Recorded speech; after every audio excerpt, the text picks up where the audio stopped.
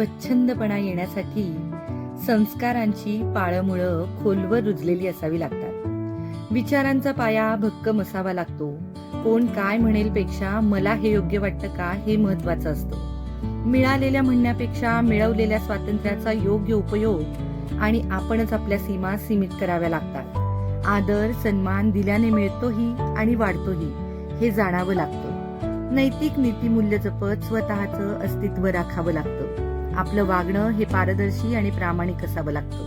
नीतिमत्ता आणि दृष्टिकोन म्हणजे काय हे समजावं लागतं.